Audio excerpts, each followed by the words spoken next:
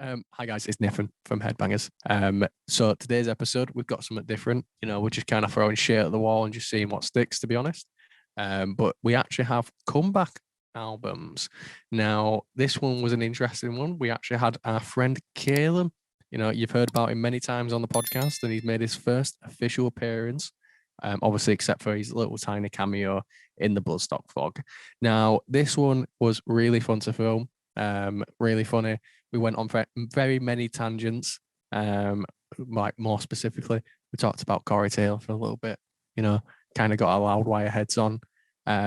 Also, why I've got you, if you like the podcast and you want to support us, leave a rating because it does actually help us. And if you're watching it on YouTube, like and subscribe. We also have merch available. So just message us on Instagram or any other social media that you like to use. Everywhere on that is Headbangers Podcast, except for Twitter, which is Headbangers Podcast 1. For some reason, Headbangers Podcast was already taken. But yeah, I hope you really enjoy the episode and we'll get right into it. Headbangers. Welcome back to the Headbangers Podcast, where your hosts Nathan and Brad. Today we're doing our top comeback albums. We are joined by the infamous Cailam, who we've pretty much mentioned every single episode. Here he is, looking all snug as bug in a rug. How are you doing, man? I'm good. How's everyone's day been? What have you done today? Yeah, all right. Work. Wow. Interesting. Nothing to report on that, Mark. Yeah, it was all right. Can't complain. How was yours, Cailam? That's the first. Yeah, thank you. Someone's got some, what's the word? Politeness. I don't know. Manners, that's the word. It's good. Good. I don't know. So today we're doing our comeback album. So essentially it went into 3 different categories. So we've got a band that might have returned after some unnecessary circumstances, but came back stronger. We've also got bands that were a little bit shit for a while, or at least in our opinions, and then they came back even stronger with the next release. And we've also got bands that didn't make an album for a long time and then came back and then boom, pretty sick. So Nathan, do you want to kick us off with one that you've chosen to speak about? Yeah, can do. Mine is like the first one for me is Suicide Silence, because even though this might be preemptive and the new album might come out and it might be trash, I do genuinely think they're on the road for a comeback at the moment. They've released You Must Die and Thinking in Tongues, and both those songs have got on like way better reception than anything they've done in 10 years. So I honestly think this new album, if they keep going in that same direction that we have seen for like the last 2 tracks, I reckon they're going to have a meaty comeback. Like, I really do.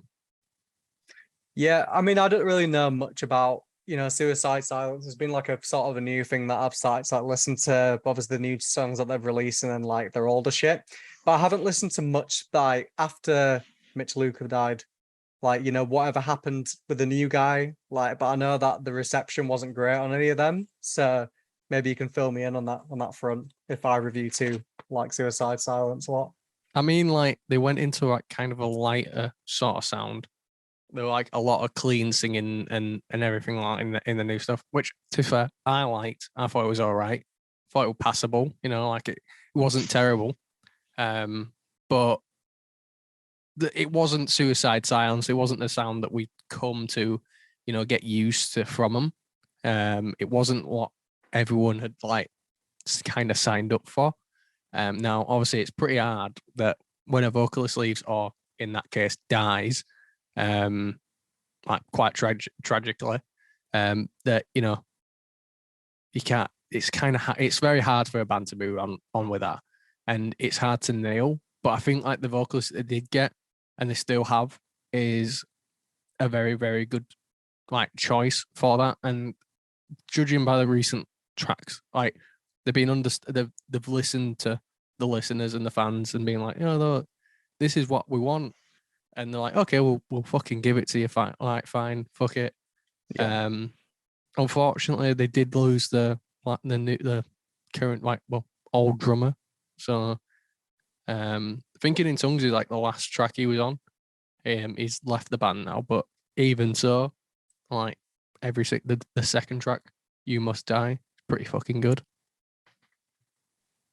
Yeah, absolutely. I mean, was it? yeah, like I said, I saw the reception about it, so I'm guessing they must have taken the feedback and then applied it because, I think when being in like a deathcore band or a death metal band, there's not really much wiggle room with the fans. Like, if you really change your sound and go like a bit softer, then I don't think people will ever sort of, forgive that. Even if it's like a really good album, they'll expect that certain sound, especially from Suicide Silence. And because they were like one of the original deathcore bands as well, that like really brought up the scene, especially for them, they can't really go about doing it. It reminds me of like sort of like an In Flames situation.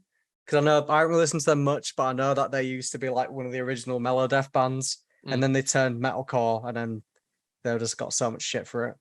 But people still like the new sound as well. Right, Cailam, come on, you pitching. You haven't said out in a bit. It's just so strange. It's like watching an interactive version of your videos.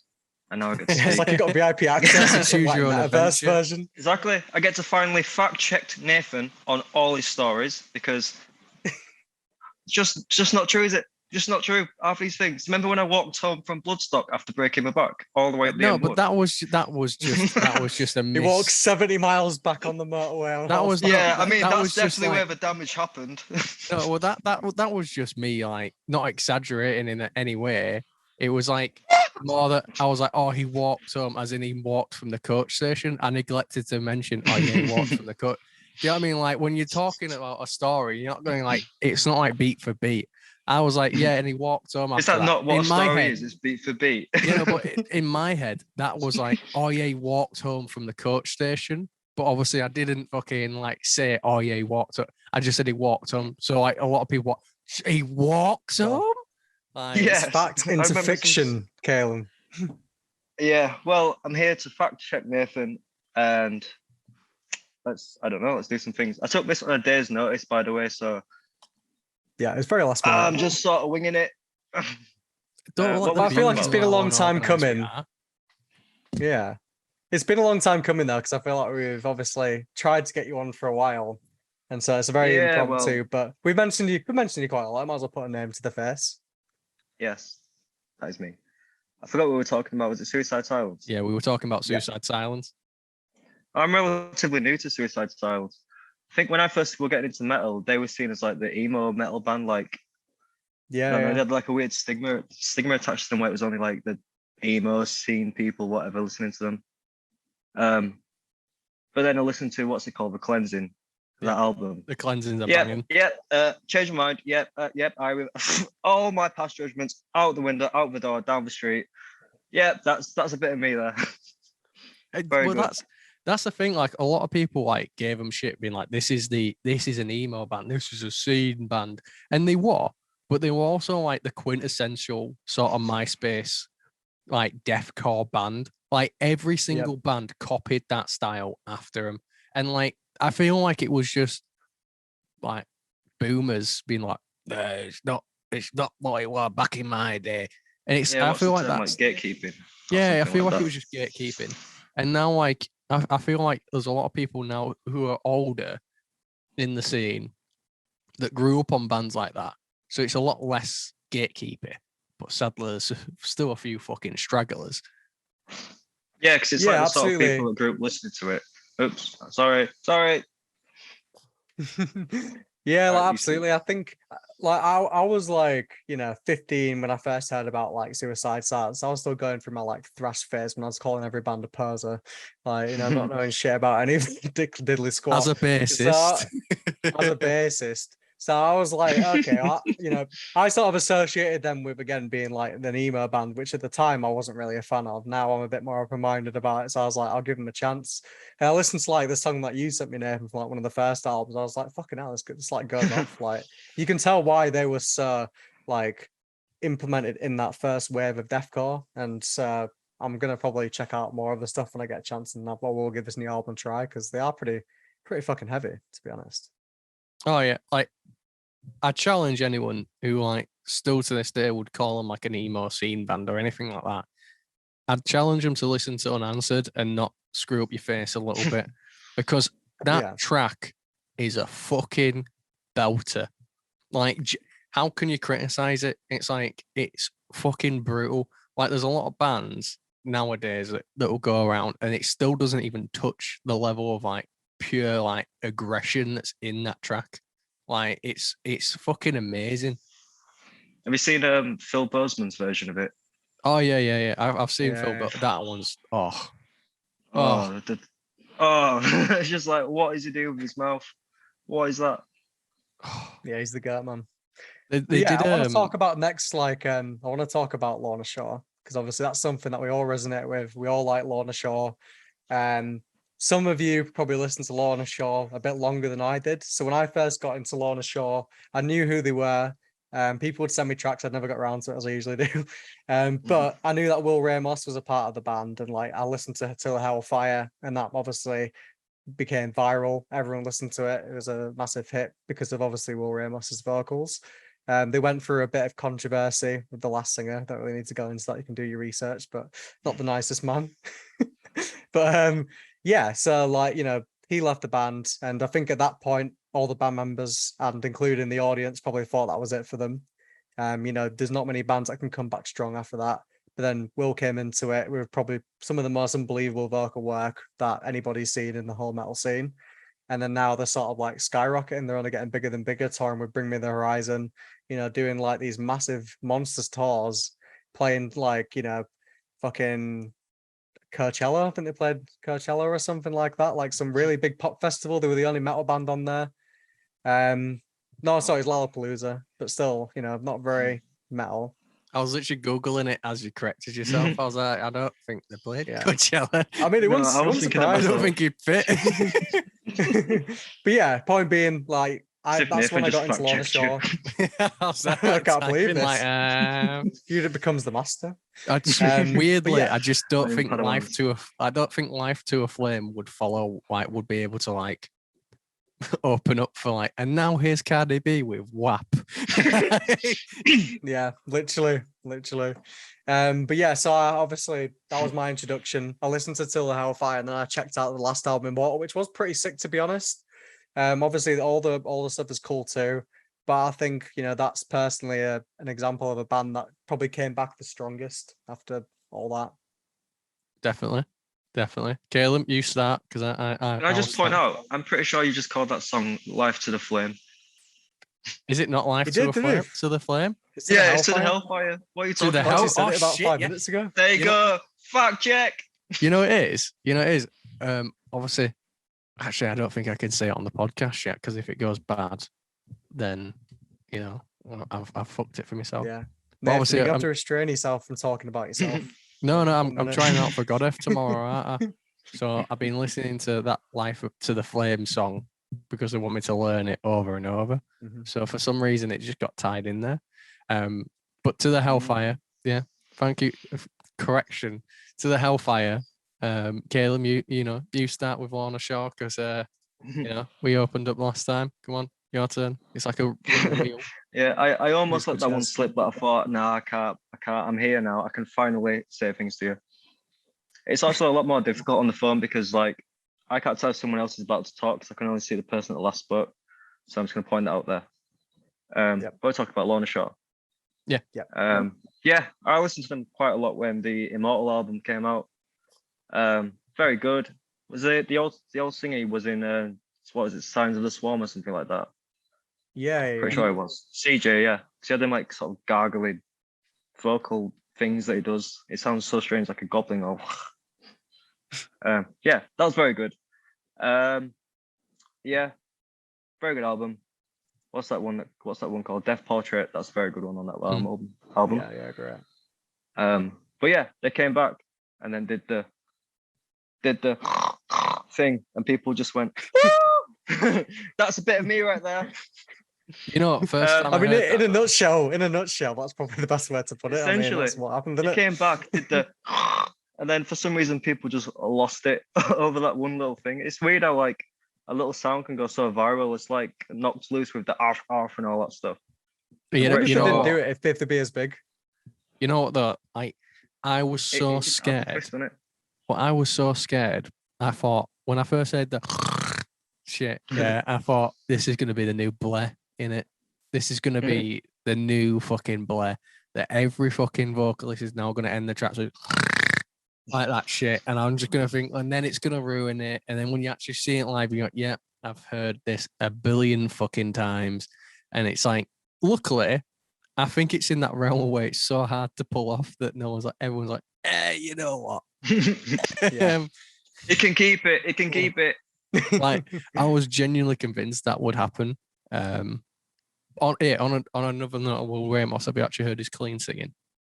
Yeah. Yeah, so I'm doing a Sleep Token cover, and it was really sick. Yeah.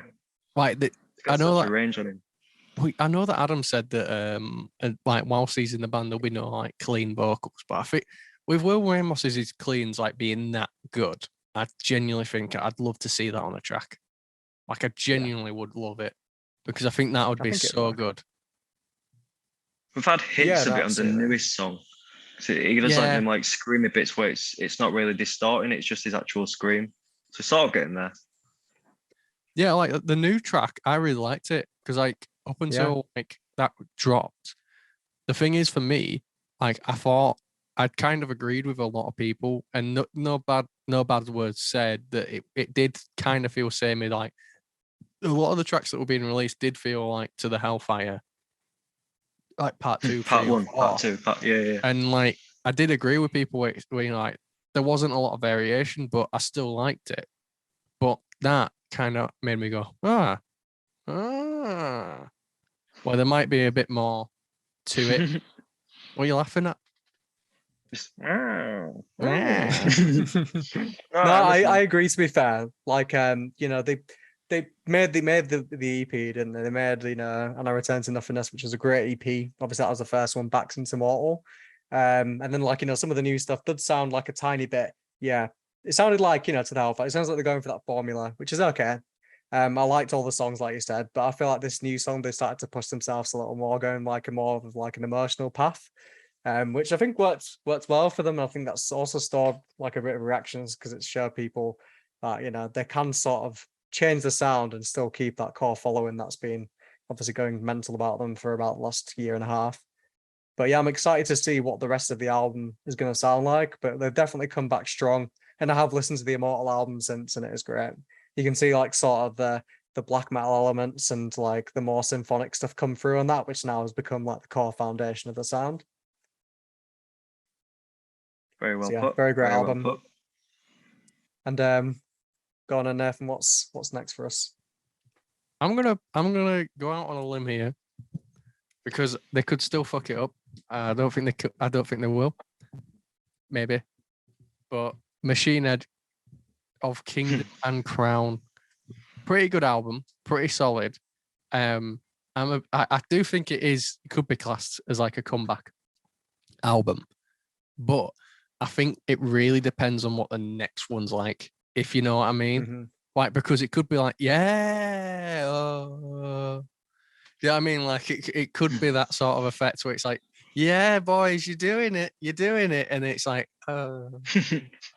Mm-hmm. Baby's first steps and then just yeah, do you know what I mean? Like it could just He's face doing it. plant. Risque. Like if the next one's just as good or better, then yeah, it's a comeback. If the next one's shit or not as good, it's a flop. Like that's the thing. Like I do think like I hate throwing shade at bands or calling it shit or anything like. But I wasn't a fan with what Machine Head was doing for like the last couple fucking years. Everything kind of disappointed me. You know, not to be a negative Nancy, anything like that. But What you? Negative answer. I know, it's very rare. It's very rare. Can we fact check this? Well, no, it's very rare on the podcast that I'm a negative Nancy. Outside of obviously the podcast, I'm a very negative guy sometimes. You know, I'll admit that. It's one of my faults. Trying to work on it. Glass half full, half empty, not half full. It's not a therapy session. Yeah. I think it all started. It just keeps going on and on and on. So anyway, this is why my parents split up Anyways, and, yeah. like... Yeah, so anyway. Oh. Yeah, so khakis. That's a premonition for what's coming. But yeah, no, I feel like if the next one's not as good, this will be a bit of Basically sort of blue balling us. yeah, like it will Yeah. be like sort of like Yeah, You no, got me there. I You completely didn't finish it agree. off. Like, Yeah, because obviously like Machine Head, I think we can all agree that the last album Catharsis was a bit. It just didn't hit. Like I don't know what they were trying to do personally. Like it was sort of like going for this radio pop sound, which again totally fine with bands doing that. I think Spirit Box do it extremely well, and like other bands, they can make something sound like it's ready for a stadium or ready for it to be played on the radio, but it still hits. Now I think this is like a difference between that and then I hate to say what felt like lazy writing coming from Machine Head's camp, and I think it's just a bit weird how the band members left after that album came out, and I think that speaks volumes. And I feel like Rob might know that, so I don't know. yeah. But then obviously they came back with For Kingdom and Crown, and I think everyone was shocked as what it sounded like. They got a completely new band, completely new band members. It sounded a lot heavier. I think they're really tapping into that sort of old thrashy Machine Head sound. It's getting back even like it's weird because Machine Head's got such a unique sound. Like they've got that whole like meow, the little squeaky sounds that they do. The pitch Sorry, can you do that harmonics, I again? think is the I didn't quite hear that. Meow. Yeah, I Sound love like a when they do that. self-checkout. No, it sounds like a cat on a train. Do you know what I mean? Like, Only when they play the Asda chords. But yeah, no, I mean that's like the classic Machine Head sound. Then they bring that back with Kingdom and Crown. And they got the breakdowns back. They've even got like the opening was a 10-minute song, and that's how I knew Machine Head's back. I was like, this is every album that starts with a 10-minute song, like I Am Hell, Now We Yeah, Die, that's it. like always gonna be a fucking banger. So yeah, I'm fucking stoked that Machine Head's back, and I hope that they continue to do it. What's your thoughts about Machine Head, Cailam? Because I don't know how much you've listened to them or like what your story is with them. Well, about 32 minutes ago, Brad sent me 3 songs to listen to from the new album. To be honest, I wouldn't say I've actually delved into like Machine Head's discography. I know like the big ones, the ones that play at like Key Club and all that. A few of the other ones. I'm Hell's a really good one. Lotus, of course. All that good tackle, all that good stuff. But the songs you sent me, because the last thing I heard from Machine Head was obviously, is there anybody out there? Is there anybody out there that likes that song? I don't know. I think that's the question of the song. I mean, to be fair, I listen to it sometimes because it's like a guilty, thrashy, weird, cheesy pleasure of mine. Mm-hmm. Anyways, apart from that, yeah, the new songs, it sounded like they're angry, angsty, ready again, just thrashing on the guitars, shredding, breakdowns, all of it. It's got a nice little contrast as well with the clean singing and the screaming, and then the extra screaming on top of that. Yes, 10 out of 10. Would listen again. I'm gonna listen to the full album probably tomorrow. Not tonight. Yeah, I think they've got the core fundamentals back of the sound, so I do have to agree with that. There's a lot that goes into Machine, and I think like the point that you made about it sounding like thrashy and angsty again is what makes it good, because it sounds like they're hungry to make music again. It doesn't feel like like they're young again and they're just getting out there. Yeah, because I think in a weird way, the last album felt like they were trying to make money off it. In a weird way, it sounds like someone that is not passionate about the music anymore, and it's just sort of there as a cash grab. But then it turned bad because everyone saw through it. But I don't know if that was the case, but it's what it felt like. But the new album felt like they're actually just excited to release music and actually make it sound what people want, but it sounds like they want to make it themselves. So I think I'm really hoping that they keep on this train, because I think that they're gathering back the Machine Head fans, and their performance at Bloodstock, which we explained in the last episode, was fucking phenomenal. I remember, all the reasons why I liked them in the first place was ever so prevalent there. Yeah, it sounds like the way you're explaining it is the last album before they were trying to appeal to like a grander audience, trying to get as many people in as possible, whereas this album, they've actually appealed to their fans and the people that stuck with them all these years. Absolutely. Oh yeah. I mean, like we always talk about like trying different things for bands, and like, oh yeah, it's good to try it. They tried it, it just didn't work, and like I think they did a smarter decision and go, okay, well, what did people actually like about us, and tried to improve on that, rather than going, hey, we know better, and just carrying on, like just spewing out stuff that's like different, but not what people like. Do you know what I mean? It's one of those where it's like you could either take the high road and go, well, I know better as a musician, And if this doesn't work out for me, so what? And be stubborn with it, or being like, okay, yeah, you know what? Maybe we were better then. Why were we better? And like looking at it that aspect. Yeah, that Yeah. sort of works. I mean, if a band wants to go in their own specific direction, I suppose it probably alienates a chunk of their fan base, but maybe brings in a more niche audience that really likes them and sticks with them and likes what they're developing. Yeah, like Um, I think like Slipknot have fallen into that sort of routine of like they've kind of shot themselves in the foot by going, you know, like they definitely have tried something different. They've gone a bit more kind of like dad rock metal. Do you know what I mean? Like it is Yeah. kind of just dad rock metal, and you know, again, no shame, you know, no shade from, but it is kind of like that. And like they always shoot themselves in the foot because instead of just going, look, we're not going to be like how we were back in the day. We're just not. My back hurts. I can't be arsed with that shit. You know, we're old as fuck now. Fuck that. They kind of just go, yeah, it's going to be the heaviest album since Iowa. And everyone's like, and then it releases, you know, like,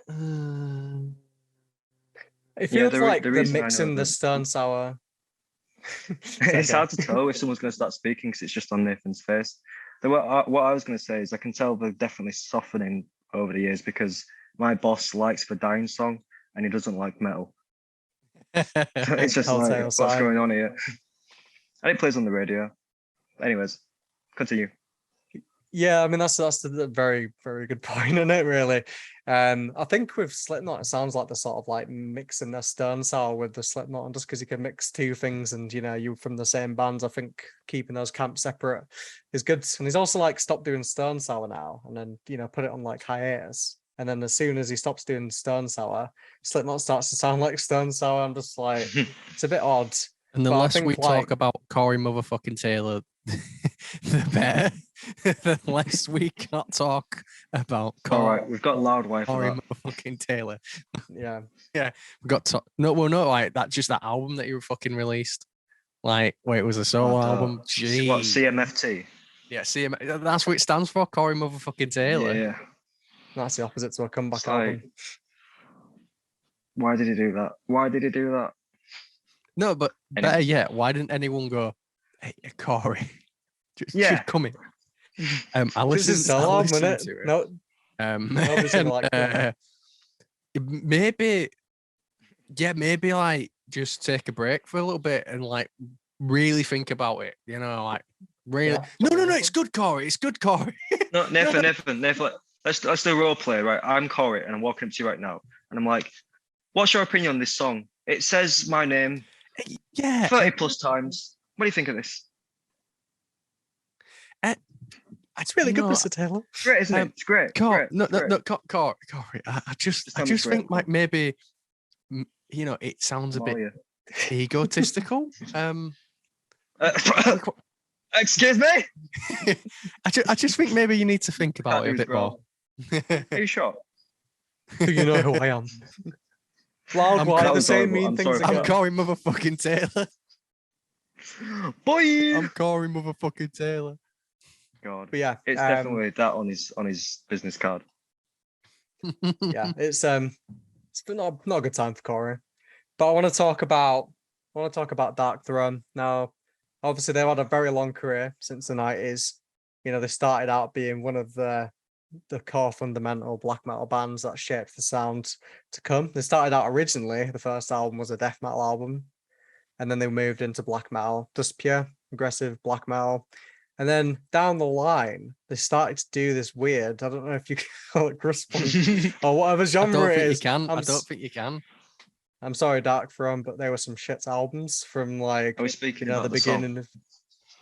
Yeah, I mean, I only sent you one song. I listened to I listened to a few songs off like you know, like they had like Circle the Wagon and they had other albums in between that were just, I don't know. It sounds like they were trying to go for what inspired them to do it. You know, maybe like a punky sound, but it's not what you expect from Dark Throne. And again, I'm all for bands trying something different, but when you're just trying to do a style that's not yours, and that's obviously probably been done before and better by somebody that, you know, that's their thing to do that music, then that's it.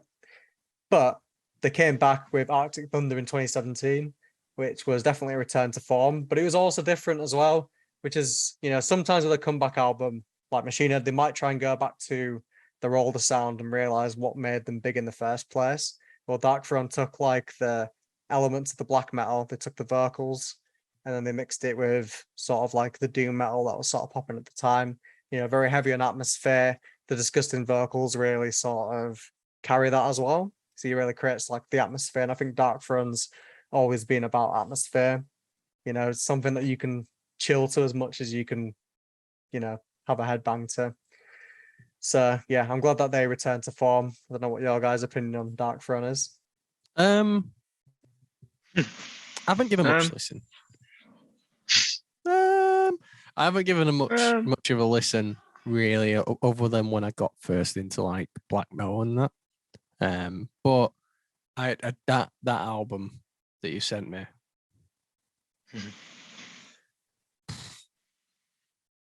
The weird thing is, it kind of lures you in with like some kind of false like security. Like it's got that. Let me check the album out again, because it's got like some geezer riding a horse, and you're like, okay, this seems like a black, like kind of black metal. And then you listen to it, and you're like, people riding horses. Can't be those black metal horses. Was this Alice in Chains before it was mixed? Like, you know what I mean? Like it's kind of like that. Like, yeah. It's not what you expect, especially because, like, black metal is such a bombastic genre. Like, it's very, like, in your face. Yeah. Bombastic. Yeah, it's like, it's very, like, centric, very in your face. Like, the whole thing was that, you do black metal and, like, you live and die by it, which, again, I don't mind bands changing. And I think, like, black metal now is, like, not what it once was. We've talked about many times how it morphs and changes, and you can do so much of it to make your whole different other genres.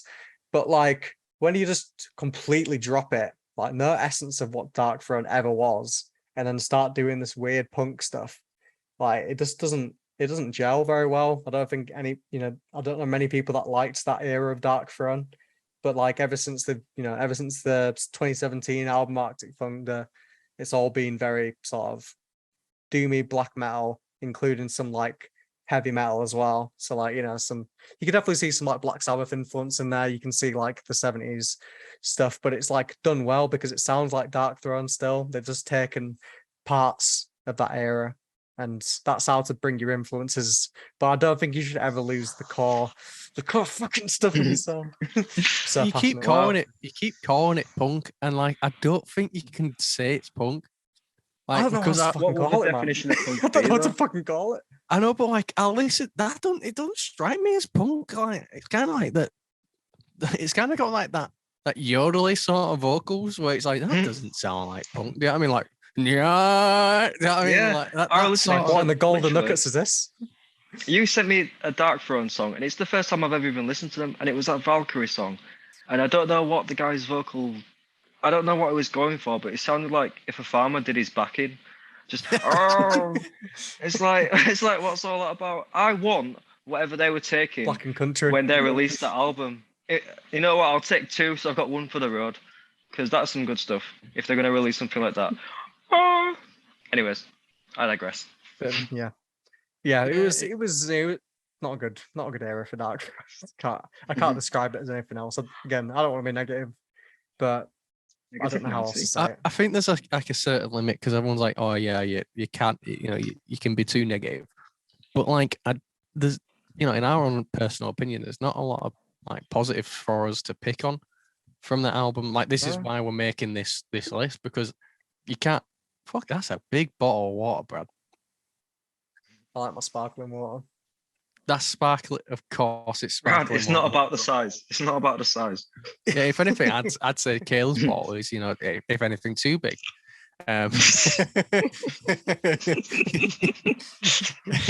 Oh, shut up. but like, back to the point. Yeah, like, back to the point. Let's be professional, guys. Come on. Yeah, it's my first time, and you're not even being professional. I did not even get offered a beverage. And who's the host here? Who's the host? I mean, technically, we both have. Why did you put your hand up? It's both of us, Brad. Jesus. Because I'm hosting the meeting, motherfucker. I know who's pitching. But like, there wasn't To be honest, I listened to it. I listened to that one track you sent me, and everyone's gonna be like, "Well, how can you get your opinion from one track?" Because shut up. Because I've listened to the fucking album and I can tell Ignorance you is bliss. it does not get any better. It's still that fucking Golden Nuggets core, whatever the fuck it sounds like. It just Golden Nugget Nuggets core. yeah. What's that all about? You're not cereal Golden Nuggets. It's like the cowboy. Oh, on the it front makes of you it. go, That yeah. is the most nichest reference you've ever said in your life, Bradley. Like you could have gone came Scooby prepared. Car. You could have gone like Scooby Car, and like people would have been, because it kind of like sounds like Scoob in like some parts of the Scooby-Doo vocals. like that. Can we just call it shit? Yeah, it's a shit album. It's Moving not that on. good. Nathan, allowed kick to us swear, off by with the another way? one. Well, I said shit 2 this times. Shit. you can swear, Cailam. Don't worry. Okay. The police Shit. aren't going to come through. But I feel like Johnny Rotten. this wasn't on my list. This wasn't on my list, but it's kind of popped up in my head whilst we were sort of talking about albums. So I think like we should have put Architects Doomsday onto this. Even if it's a comeback, because they was already on the trajectory of becoming big anyway. I think because they had, a member pass away, a lot of people at the time were concerned about, one, concerned about the band because it was a really tragic loss. But also two, what's going to happen now? Because, he wrote a majority of their older stuff, like he wrote a shit ton. And you could argue the Architect sound of that time came directly from him. Now, Doomsday was an incredible album. I think like it still holds up now. There's a reason why it was so big. Like It's Early Hell, by the way, the album name. Fuck's sake. I just bad today. I'm getting bad today. But I see your point. Because What are we like, gonna do? What are we gonna do with him?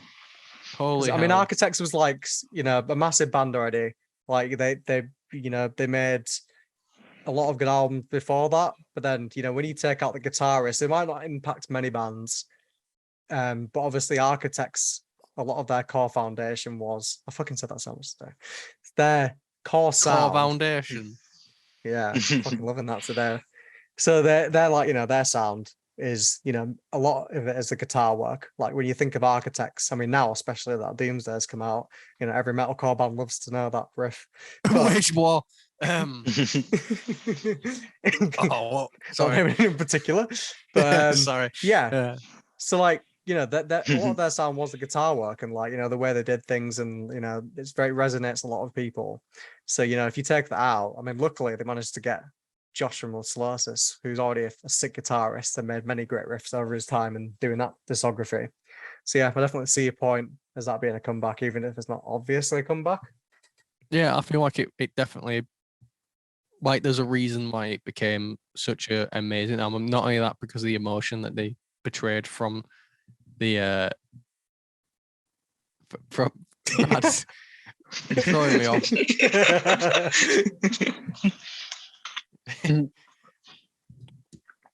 But yeah, no, I think from the emotion of having such a like a big loss as well portrayed in that album, and like I genuinely think you could class it as a comeback album because it kind of defined where Architects was going to go after that as well. Like you listen to that older album and you can still hear sort of subtle hints of what they was going to do now, which is why I think like you could really class it as a comeback and a complete U-turn, as well, not as a complete U-turn, but a complete like sort of metamorphosis as a band.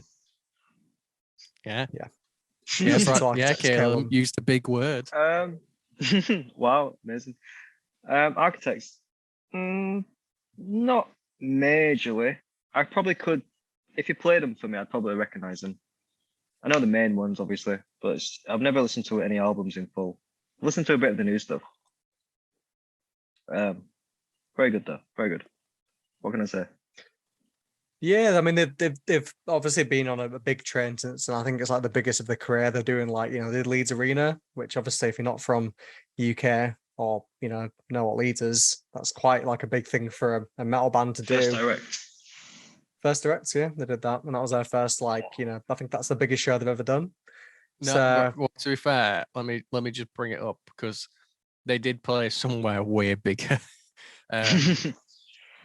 Oh my god! but they as said, if. but some Is this 2 for Sam 2? Carter said, but Sam Carter said at the Louise show, this is the biggest one he's done. It's like when you get lied to. Oh yeah, I'm the biggest you've had. It's like, Oh no, it wasn't bigger, but like it wasn't bigger. Naughty But they boy, played Bradley. they played at Abbey Road, so and that's a pretty big deal. Like, wasn't that for a DVD there? It wasn't like a crowd there.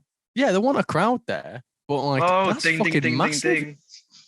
Abbey Road's like a legendary like sort of place. Like fucking shit tons of like people, big fuckers played or recorded there. So that's a pretty big deal. Yeah, I mean that's fair. I think like audience wise, I guess the Leeds one was sort of the biggest I've done, but I suppose I've done that venue as well. But yeah, no, I think they've been on a good train either way. Ever since they've made Hurley How, it's only been onwards and upwards for them. So that's definitely come back, a lot stronger. I want to go back to black metal for a second and talk about God. Immortal. So Immortal's definitely one of the most iconic bands in the genre, and probably the one that has the least criminal record out of all the original black metal bands. Yeah, the cleanest out of The them all. least. Yeah, the cleanest. The cleanest. I mean, the cleanest though. Maybe Aleph went to rehab, but he's never done anything incriminating, which is good. It looks like the sort of guy Yeah, that gotta invite say to a that, barbecue, yeah. but like not your house though. You know what I mean? Yeah, it's happening down the road, mate. So, No, like you'd invite him over to someone else's barbecue, but not if it's at your house. yeah, it'd be like the live for the party, but then he'd probably be the biggest to clean up after. Ooh, what a man. But yeah, so they cemented the sound as well. The first few albums, pure black metal, but they've always had their own little edge to it. I think thing is of Immortal, Abbott was such a huge part of it. Like his vocals were slightly bit different to the other ones. He had that sort of croaky sort of frog Kermit sound and vocals that like nobody else did, but it works. It works for them. Yeah, like that. And yeah, I mean that's like the reason why I loved Immortal, and their songwriting I think was a slight league ahead of some of the people that they were around at the time. And they managed to change the sound each time and make it work. Some of the songs like Out of the Heart of Winter was like very progressive. But they've managed to build an atmosphere quite well. But when Abbott left, obviously he went and did his solo album, which I thought was fucking sick. I mean, that was a time when I properly got into black metal, was by his solo stuff, which, a lot of people thought, oh, you should have checked out this album first. Like, you should have checked out some of the legacy bands. But like, that was my introduction, and I thought it was sick, and that was my gateway into the genre. But obviously, I thought, well, how the fuck can they do anything without him? He was such a core foundation. Fuck, I fucking lured myself back into it again. Viewers at home, every time Brad says play a core game. foundation, take a shot. Take a drink. We'll Make it fun. Take a shot. Yeah. Hydration. I apologize. I'm also really upset that fresh. you didn't get my joke. Then I tried doing what you did earlier, when I went like that slowly with the waterfall. But like no one noticed, and I just felt like a weirdo. I can't see you unless you speak. That's me so fun watching that back now. Like I felt like a weirdo. I just looked at myself in the webcam. I'm like just thinking the viewers at home. Amusing yourself. What the fuck is he doing with the waterfall? Why is he doing that? Just like advertising people to watch the video version, because they'll be like, what the fuck is going on? It's equally more confusing. No, but the worst part is I was like looking at myself whilst I like drank it. So I like looked at it like a first drop. They made it even weirder. That needs to be a thumbnail. Yeah, that needs to be the thumbnail. I make the thumbnails, and that won't be the thumbnail. Shame. But yeah, like I said, so yeah, it was a bit like of an unsure time whether Immortal could come back and do that. Obviously, I know that the guitarist is also a very integral part of the band, but still, it's hard to sort of come back, especially like I've always said, I think the vocalist is the hardest one to replace, because you can learn to play riffs, you can learn to do solos. It might be hard if the person's a pro, but the singer that's their unique voice. When they sing, usually is what they're projecting. And obviously, Abbott had such a unique style But then they came back with a 2018 album, not Sons of Northern Darkness, Northern Chaos Gods, that's the one. But You yeah, sent me that at so the that time. was fucking, yeah. And it was like, it fucking kicked off straight away, blasting. The vocal style, had the classic black metal elements that we loved. And every song was a bit different.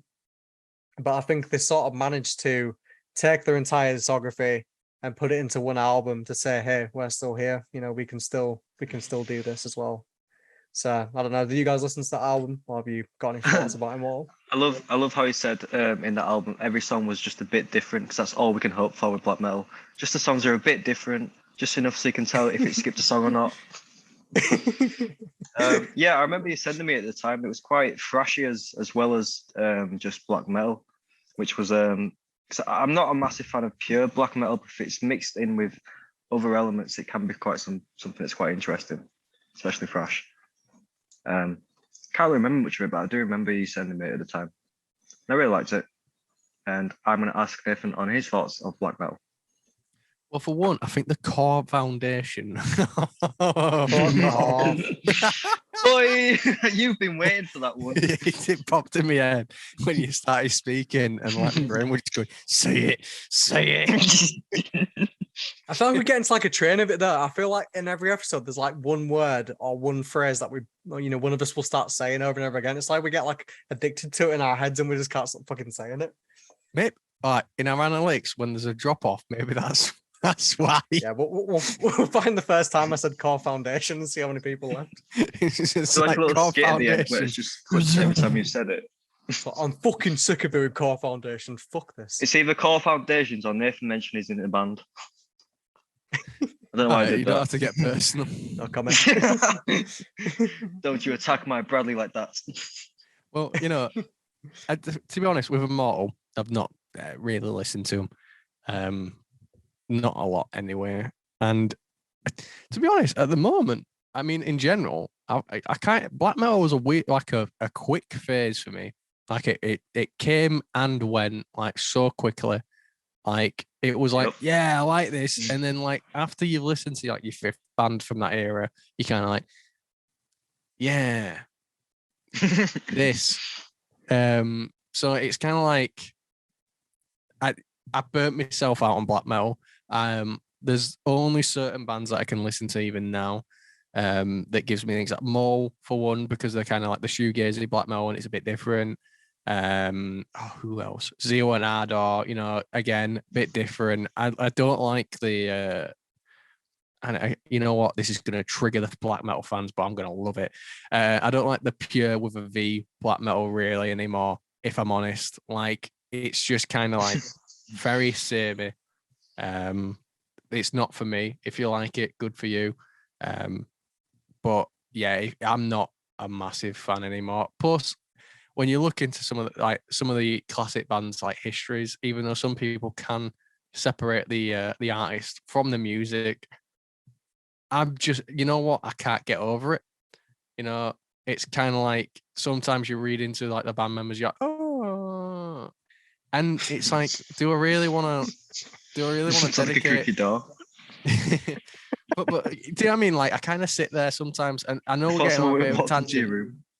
But I know we're getting on a bit of a tangent, but I don't want to listen to like someone who is a borderline. What are you laughing at? Can I go on your creaky door? Sorry, Brad, can we talk about the state of your table right behind you? Is that what you mean, mate? Listen, my just come back. So let's just up on the table. Come on, me and Nathan can make up some facts about black metal because we're definitely into our black metal.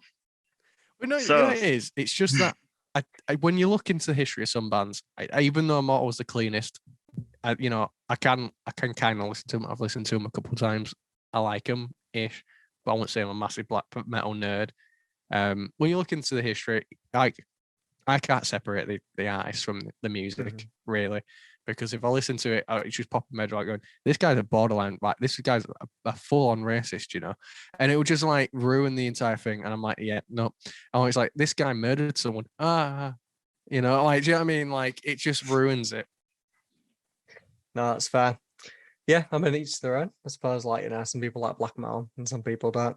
I think it's definitely like an acquired taste for sure, even besides all the history. But kick us off with the last one that you've got on your list. What's the We're final making decider? lists. um, We're making list. well, I don't know which one out of these two I want to pick because I've got At the Gates, At War with Reality, or Obituary, Frozen in Time. Now I'm going to let you pick. I would say At the Gates would be a good one to do. Yeah. Right. Okay. No, I've got an idea. Okay.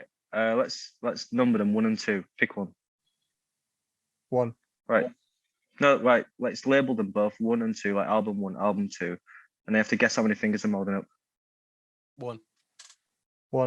He's going to put 2. I don't know. Okay, well, in that case, 2 That was was At fucking the fail, Gates. Yeah. Yeah, I mean, At War with Reality was an interesting one because they had, Slaughter the Soul. I didn't fuck up that name. Hey. But yeah, Actually, I'm just kidding. I swear to God, Brad, if you were going to do that, I was just going to leave the Zoom chat. But like, Slaughter the Soul, quintessential, unfucking beatable melodic death metal album. Honestly, it's hard to even top it now, if I'm fucking honest with you. Like, genuinely shaped the sound of melodic death metal of that era, and fucking for years after. And not only that, kind of influenced. But not only that, kind of influenced. Baby Yoda's it's just staring right in my soul. For the Spotify listeners, Cailam's holding up a little statue of Baby Yoda. Caleb, no, we don't want to. No, we don't want to. We want to be monetized, mate. How do you describe this to the audio listeners? Maybe it's just best if we don't. Well, we can't. As you were saying. So yeah, basically, you've made me lose. Choo choo. But anyway, yeah, like it inspired my metalcore even after that. The wee wee, like there's so many, and even now, like you could say Dying Wish. Dying Wish is basically At the Gates core. Like that's great, but there's so many At the Gates fucking riffs in their music. Like where you listen, if you took out the vocals and listened to just the instrumentals, you'd think it was like a metalcore At the Gates. So they've inspired a lot of people from that album. Now that would have been very fucking hard to sort of top and very fucking hard to follow. And they come at it with At War with Reality. And that album's a fucking banger, and it has even more influences stacked on top of it. Like it's just so fucking good and such a good follow-up to Slaughter the Soul. Yeah, I completely agree. I think obviously we've had like different types of comebacks on air, and At the Gates is one where a very classic death metal band who, like you said, shaped the sound, went on a very long hiatus, came back, and they not only made a great death metal album to prove that they're still around, but they also like you said, they changed it up. It wasn't just straightforward At the Gates. They had a lot of what the newer bands were doing at the time in there too. There's a lot of like nice slow chuggy riffs in there, but they still kept what At the Gates was and what it influenced. I mean, even bands like Bring Me the Horizon and like a lot of metalcore bands were influenced by that whole thing, and how At the Gates sounded. So to come back that strong is quite impressive. What about you, Cailam? What do you and Baby Yoda think about At the Gates coming back? At the Gates. I'm not sure if I've ever really listened to them that much, but I've heard some good stuff about them. And they're not playing. We've seen them live. Have we? Yeah, yeah. They played Bloodstock. Oh. No, but they didn't just play Bloodstock. We went. I can't remember what fucking gig we went to. I wasn't there. It was one at. Was it Boom or Brudenell or something? It was in Manny. It was Manchester. We saw them with Wolves in the Throne Room, and there was a headliner band. I think, but I can't remember who it was. Fuck was the headliner because it's someone pretty big. Was it Behemoth? Yeah, I think it was. Yeah, it was Behemoth. Yeah, I remember now. Yeah, because that was the Yes, first time sure. I ever listened to At the Gates, and I was like, oh, Yeah. this is And for amazing. those that want to know, At the Gates will be performing at Damnation Festival in Manchester, playing Slaughter of the Soul in full. I'm buying my ticket. I'm buying my You fucking need to ticket. come. Like that lineup. Oh my god. I know. Oh, Wow. You've God got blessing Converge hands. playing Jane Doe in full. You've got like fucking Oceana. Oceana. Boom. Yeah, Despised Icon. oh. fucking Misery You know, Index. I'm full not of hell. on another tangent. When Despised Icon play Purgatory at Damnation, I'm going feral. It's gonna I be am off. going feral. Like fawn. I am not giving it. I'm going nuts. Like That's shit. that's not true. You going Yeah, I feral is just like going mildly annoyed. Yeah. Like a slight inconvenience. Yeah. I'm not very emotional. I'm very monotone. And I'm not very emotional. it depends what you. Nathan, are you lying to your audience? Right. Well, is this a podcast episode? Is this Attack Nathan therapy fucking session?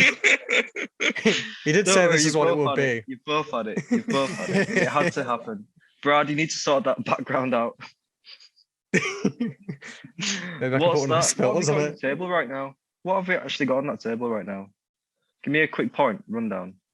There's some penne pasta. I can see that. Some kitchen towels. Some like fudge. To be fair, it's not really Put my 100 mess, but, vapes on there. What's that squirty bottle? I don't know why I'm trying to look around your shoulder. That's a me, so I need to find out.